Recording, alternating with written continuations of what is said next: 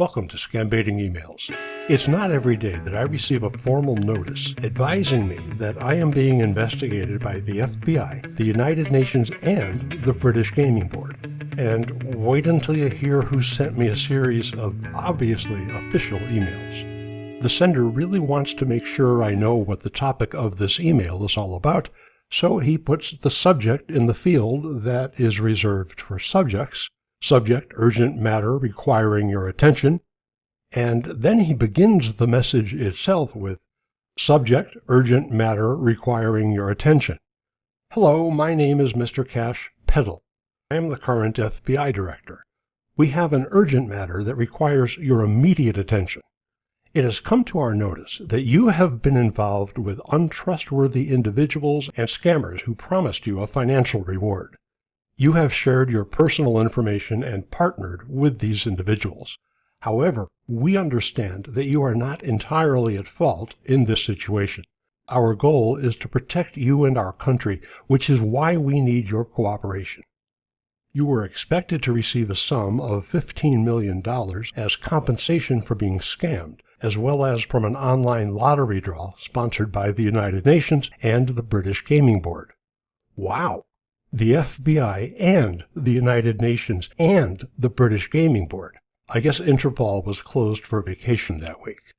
Unfortunately, due to negative records associated with your name, you have been placed on the FBI blacklist in Washington, D.C. This situation originated from actions taken during the tenure of former FBI Director Christopher Wray, and I am currently working to resolve it. If you agree to the terms and conditions, we can collaborate to improve matters. To clear your name and claim your funds, it is crucial to resolve these issues. If you fail to cooperate, you risk arrest and imprisonment for violating U.S. cybersecurity laws, specifically Article 099, subsection 55.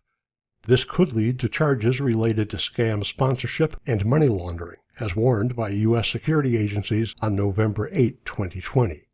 Please respond to us immediately so we can assist you in clearing your name and identity and facilitate the release of your funds.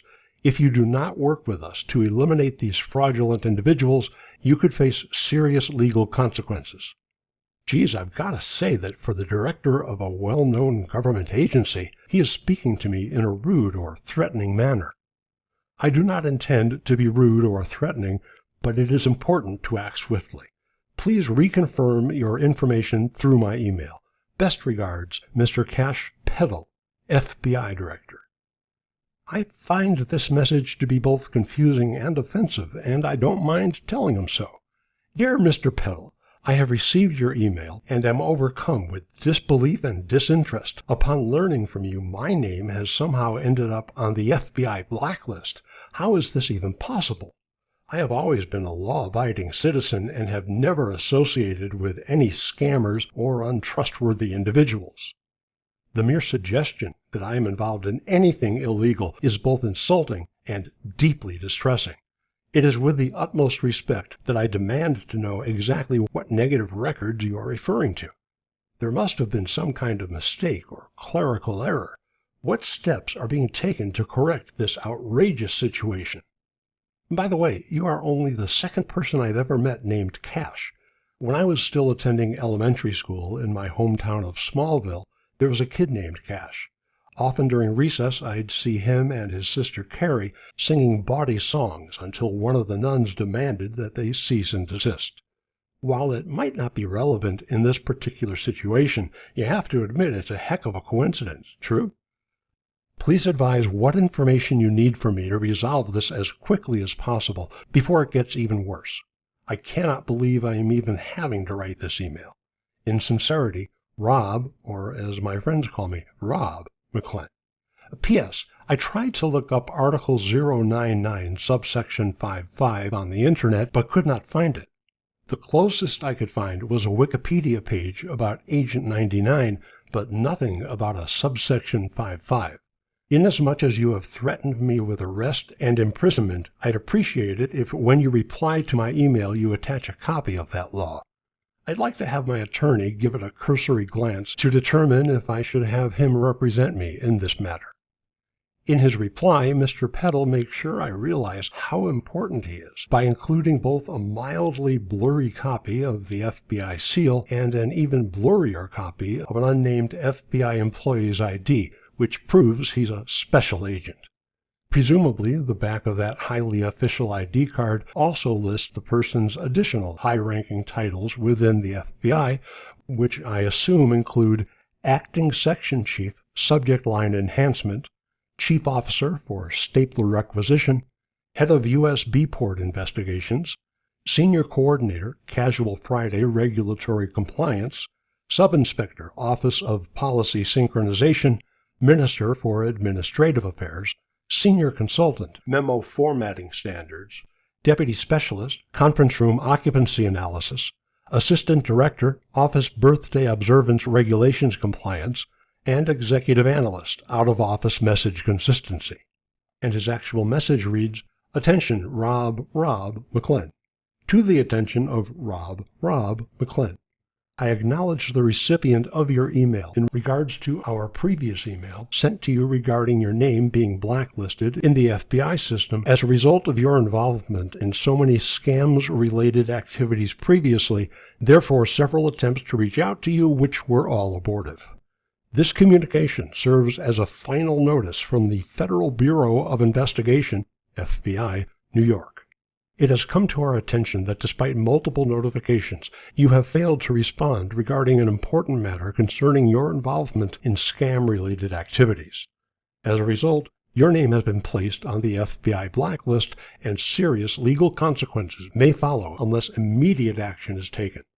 You are slated to receive compensation totaling $15 million due to past fraudulent activities perpetrated against you. However, your failure to cooperate has led to complications, including your placement on our blacklist in Washington, D.C. It is imperative that you engage with us to rectify the situation promptly to avoid potential arrest and imprisonment. To facilitate the resolution of this matter and clear your name, a payment of $125 US is required, along with providing your identification when responding to this correspondence.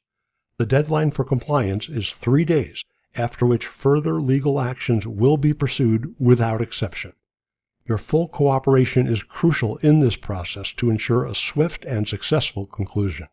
Kindly choose your preferred method of receiving the funds, ATM, bank draft, or bank wire transfer, to expedite the transaction process and remove your name from the blacklist as soon as possible. Failure to adhere to the outlined terms and conditions may result in severe legal repercussions, including charges of money laundering and violating cybersecurity laws under Article 099, subsection 55, as detailed in U.S. security protocols. Please acknowledge receipt of this email and confirm your commitment to resolving this matter promptly to avoid any adverse consequences. Your prompt action is greatly appreciated. And to make sure we know he's really the FBI director, he includes a screenshot of a TV news thumbnail that features his photograph and some words and is signed, Sincerely, Mr. KASH PATEL. And because you just can't be too careful with these things, he tells me again who he is and where he works, and that this message is confidential. Director, FBI, Anti-Terrorist and Monetary Crimes Division, Federal Bureau of Investigation, Department of Justice, J. Edgar, Hoover Building, Washington, D.C. Confidentiality notice. This communication and its attachments may contain non-public, confidential, or legally privileged information. The unlawful interception, use, or disclosure of such information is prohibited. If you are not the intended recipient or have received this communication in error, please notify the sender immediately by reply, email, and delete all copies of this communication and attachments without reading or saving them. Dear Mr. PETAL, thank you for your speedy reply to my half-hearted response to your original email. I must say your latest email has left me both alarmed and a bit baffled. Previously, I asked you in my earlier email to which you are responding for specifics about these scam-related activities I'm supposedly involved in, as well as a copy of the law you keep citing, because I cannot find one regardless of where I do or don't look. My attorney, Ollie Holmes, who has argued numerous landmark cases in front of the moot court, says he's never heard of the statute to which you refer, and that before I send money to the FBI, it is my constitutional right to see the law which I allegedly have violated, even though I am 90% certain I didn't. Speaking of money, I'm flummoxed by the $125 clearance fee. The FBI hasn't yet cleared me of those untrue and false accusations. Obviously, it would be prematurely foolish of me to pay a $125 clearance fee before this kerfuffle actually has been cleared up. To which negative records are you referring? Who are the untrustworthy individuals you are accusing me of being involved with? Ollie, my attorney, says this probably is a tragic case of mistaken identity. Because his entire practice is devoted to maritime law, if there is a danger of my being criminally charged, he has advised me to retain a different, larger law firm, Epstein, H. Lecter, and 𝐤𝐨𝐴𝐵 et al. I am more than willing to cooperate with the FBI, but first I need to understand exactly what is expected of me. What information do you require to clear my name and to ensure that I am not wrongly accused and/or convicted? Please let me know what I need to do to resolve this before things get any worse. Because I'm genuinely worried about the consequences you describe, I'd feel a lot better if you would answer my original questions, which were contained in my previous email that you received before this one. Please send me the documentation you requested, and let me know if, for cybersecurity reasons, you need my social security number written in invisible ink, or if just a regular pen will suffice. This entire incident is terribly upsetting to me. I cannot risk any further damage to my record or reputation. Please respond as soon as possible. I want this nightmare sorted out now. P.S. Please explain the $15 million to me. Are you saying that's the fine I'll be facing if I don't pay the $125? Frankly, I am puzzled. Only things you have to do is pay the $125 only. Dear Mr. Petal, it sounds as though I have no choice. I understand that, for reasons that are beyond my ken or my Barbie, after this mess is straightened out, I will be required to pay a $125 clearance fee.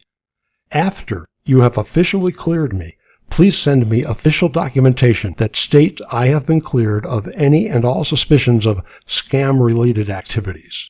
My attorney, Ollie, who lives in the tropical resort town of Hull, England, but who retains his U.S. citizenship, told me before you pay a clearance fee, you need to be officially cleared by the FBI. Frankly, I don't trust Hoover to keep his promise. First, you need to get it in writing that you've been cleared, and then, if you really want to, you can pay the clearance fee. But first, get a formal written statement clearing you of suspicions of obliquity. So please send me an official clearance document so I then can send you the $125, okay? Thank you for your invaluable assistance. I would like to be able to put this unpleasant experience in my rearview mirror once and for all. P.S. What's the deal with the $15 million? I don't understand that part of everything. Once you get the fee we will send you all the official documentation. Dear Mr. Petal, you must be joking. I'm not going to pay $125 or even just $120 for a clearance fee before the FBI formally clears me of any and all wrongdoing. While I'm the first or second person to admit that I might not be perfect, I didn't do any of the things you have accused me of doing, plus many more that you didn't mention. I may or may not be perfect, but I can assure you that I didn't get where I am today by paying $125 or even just $120 for a clearance fee before I actually have been cleared of any and all allegations, suspicions, or rumors of scam-related activities. I realize that according to my research, you're the single least qualified director in the history of FBI directors. As they say in ancient Rome, ignorance and incompetence are poor excuses for exhibiting ignorant and incompetent behavior. First, you must send me the official documentation that clears me of any and all wrongdoing that I may or may not have committed. Then I will send you your stupid $125 clearance fee. I mean, geez Louise. Cordially, Rob McClellan. A few days later, I give him one last chance. Dear Mr. Petal, I am giving you one final opportunity to step up to the plate and make what should be an easy layup, and it's the last one I will give you. I have lived my life in a manner designed to maintain my unblemished reputation. Then, out of the blue, you threaten to blemish it unless I send you $125. The most important thing here isn't the money. It's the preservation of my good name, which, as we both know, is not something that can be purchased in advance. Once your office has assured me by way of concrete documentation that I am truly and officially cleared, then I will immediately, or almost immediately, depending upon other factors too arcane to list here, remit the requested fee.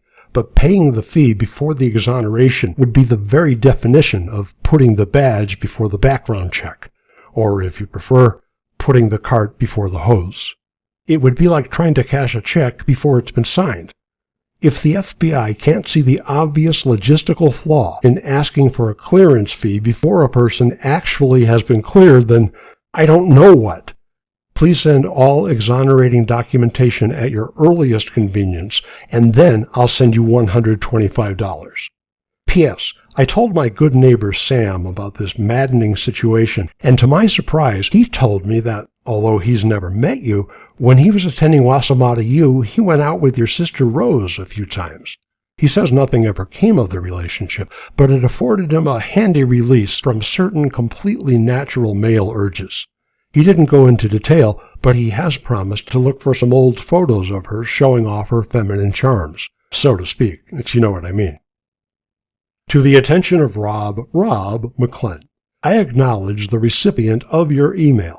I want to make it clear to you, to facilitate the resolution of this matter and clear your name, a payment of $125 US is required, along with providing your identification when responding to this correspondence.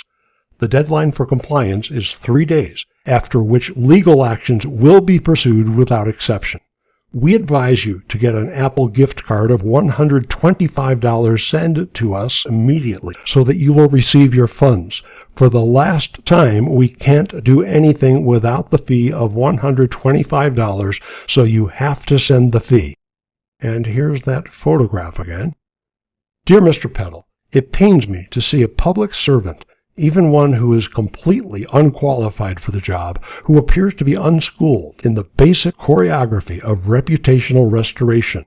For the final time, if you want me to dance this $125 waltz, first you'll have to show me proof that all my alleged missteps have been officially forgiven, whether I made them or not.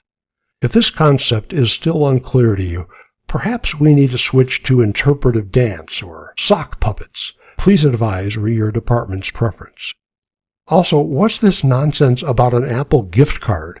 After all of the consternation you have created for me, sending you a gift is the next to the last thing I would consider doing.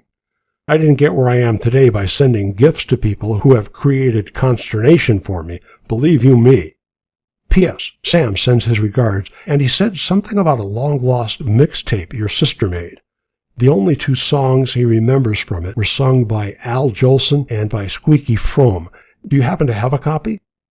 Surprisingly, that's the last I heard from Mr. Petal, although I suppose it's possible he's still looking for that mixtape. Hey, if you enjoyed this video, please like it and subscribe to our channel so you'll know whenever I've added a new Scambaiting email video. If you'll be kind enough to share your comments, suggestions, requests, and reactions to this video in the comments section below, I promise to make sure Rob sees it. It's been an honor to share this Scambaiting adventure with you. In sincerity and on behalf of Rob McClellan.